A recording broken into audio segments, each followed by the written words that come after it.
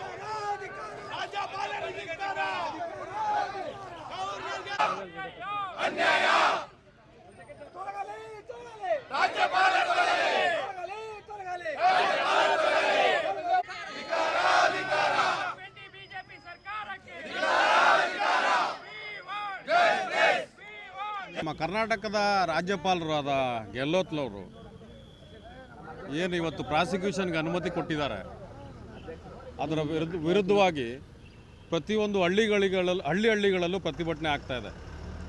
ಅದರಲ್ಲಿ ನಮ್ಮ ಈ ಚಿನ್ನದಗುಡಿ ಹುಂಡಿ ಗ್ರಾಮದಲ್ಲೂ ಒಂದು ಉಗ್ರವಾಗಿ ಮತ್ತು ಅತಿ ಹೆಚ್ಚು ಜನ ಸೇರಿ ರಸ್ತೆ ತಡೆ ಮಾಡಿ ಪ್ರತಿಭಟನೆ ಮಾಡಿ ಅವರ ಒಂದು ಏನು ಈಗ ಮಲತಾಯಿ ಧೋರಣೆ ಅಂತ ಏನು ಮಾಡ್ತಾ ಇದ್ದಾರೆ ಅಥವಾ ಕೇಂದ್ರ ಸರ್ಕಾರದ ಕೈಗೊಂಬೆಯಾಗಿ ಏನು ನಿರ್ಧಾರಗಳನ್ನ ತಗೋತಾ ಇದ್ದಾರೆ ಅದರ ವಿರುದ್ಧವಾಗಿ ಇವತ್ತು ನಮ್ಮ ಚಿನ್ನದಗುಡಿ ಹುಂಡಿ ಗ್ರಾಮಸ್ಥರು ಪ್ರತಿಭಟನೆ ಮಾಡಿದ್ದಾರೆ.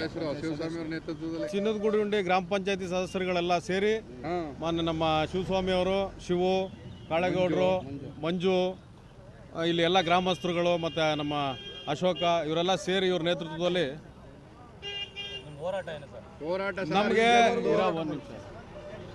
ನಮಗೆ ಇವ್ರು ಏನು ರಾಜ್ಯಪಾಲರು ಏನು ಪ್ರಾಸಿಕ್ಯೂಷನ್ಗೆ ಅನುಮತಿ ಕೊಟ್ಟಿದ್ದಾರೆ ಅದನ್ನು ಅವ್ರು ಹಿಂಪಡಿಬೇಕು. ಕೇಂದ್ರ ಸರ್ಕಾರದ ಕೈಗೊಂಬೆಯಾಗಿ ಇವರು ತಗೊಳ್ತಕ್ಕಂಥ ನಿರ್ಧಾರಗಳನ್ನ ಕೈ ಬಿಡಬೇಕು. ಮತ್ತು ಈ ಸಿದ್ದರಾಮಯ್ಯನವ್ರನ್ನ ಇವರು ಏನು ತುಳಿಬೇಕು ಅಂತ ಈಗ ಅಹಿಂದ ನಾಯಕರನ್ನ ಏನು ತುಳಿಬೇಕು ಮತ್ತು ಆ ಧ್ವನಿನ ಅಡಗಿಸ್ಬೇಕು ಅಂತ ಏನು ಇವರೆಲ್ಲ ಪ್ರಯತ್ನ ಪಡ್ತಾ ಇದ್ದಾರೆ, ಅದು ಇವ್ರ ಕೈಲಿ ಸಾಧ್ಯ ಇಲ್ಲ. ಇವ್ರು ಇನ್ನಷ್ಟೇ ಪ್ರಯತ್ನ ಮಾಡಿದ್ರು ಸಿದ್ದರಾಮಯ್ಯನವ್ರ ಜೊತೆ ಅಹಿಂದ ವರ್ಗ ಇದೆ, ಮತ್ತು ಪ್ರತಿಯೊಬ್ಬ ಜನಸಾಮಾನ್ಯ ಪ್ರತಿಯೊಬ್ಬ ಮತದಾರ ಕೂಡ ಅವ್ರ ಹಿಂದೆ ಇದ್ದಾರೆ.